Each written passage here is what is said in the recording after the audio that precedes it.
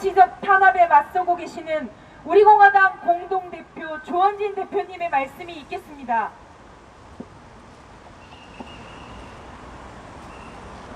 불의의 세력이 정권을 잡고 불법적인 지시를 하면은 그 불법적인 지시에 저항하고 불의의 세력을 끌어내리는 것은 바로 국민의 권리이자 의무입니다.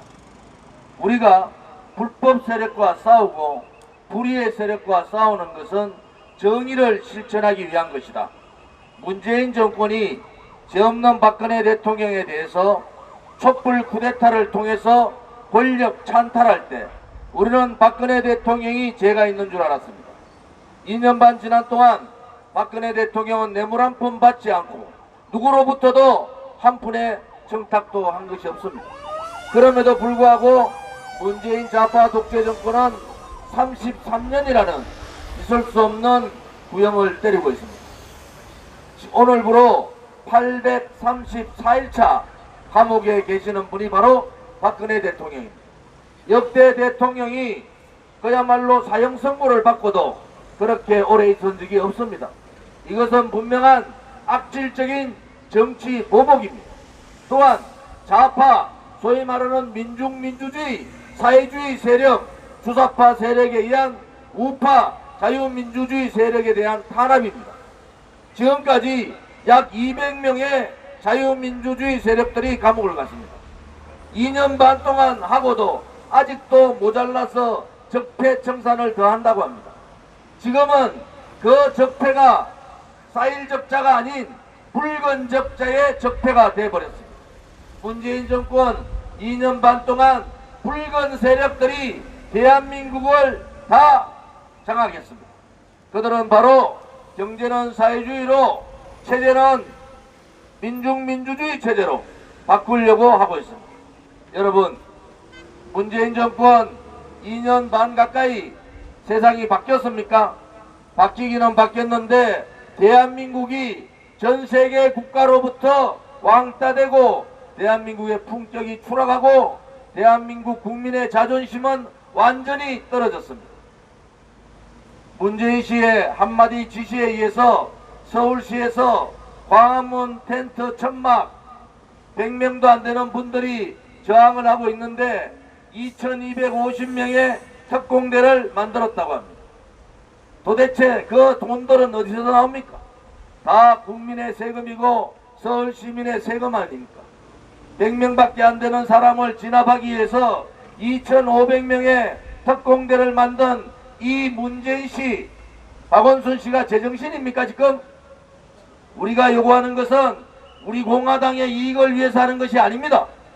2017년 3월 10일 억울하게 경찰의 공권력에 의해서 죽음을 당하신 5분에 대한 진상규명을 하자는 겁니다. 소방청 자료에서는 4분이 돌아가셨다 하지만은 우리가 조사한 바로는 5분이 돌아가셨습니다. 여러분, 4.19 이후에 가장 큰 집회에서 수많은 사람들이 죽었습니다. 4.19 이후 하루에 5명이 죽은 경우가 있습니까? 우파 국민이 죽으면 개죽음이 되고 그것은 묻혀야 되는 거고, 좌파들이 죽으면 영웅화하고 국민 세금으로 유공자 만들고 그것이 옳은 겁니까? 저는 그렇게 정치 배우지 않았습니다. 학교에서도 저는 그렇게 배우지 않았습니다.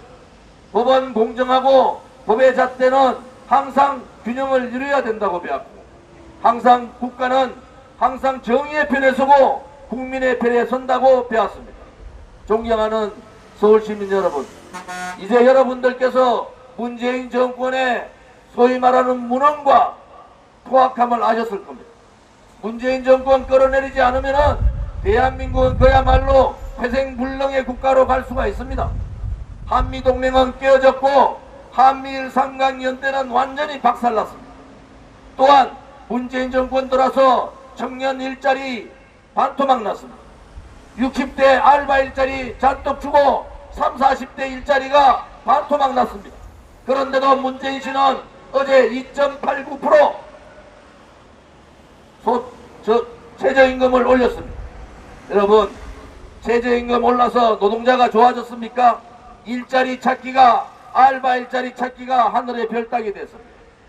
경제의 구조도 소위 말하는 경제 시장에서 최저임금이나 소득주도 성장, 문재인의 경제정책에 대해서 거부를 했으면은 그것을 걷어치우는 것이 또한 용기입니다. 안 되는 경제 이론을 가지고 자유민주주의 경제체제, 시장경제체제를 무너뜨리는 문재인을 두고는 만약에 지금부터 3년간 더 문재인 정권 가면은 우리는 회생불능됩니다. 경제는 돌이킬 수 없는 상황으로 추락하고 안보는 북한의 빗장 다 열어주고 특공대를 100명밖에 안 되는 우리 공화당 당원들을 진압하기 위한 특공대가 아니라 평택 이함대 고동 수상자를 잡는 특공대를 파견해야 합니다. 지금 뭔가 잘못하고 있다고 국민들은 알고 있습니다.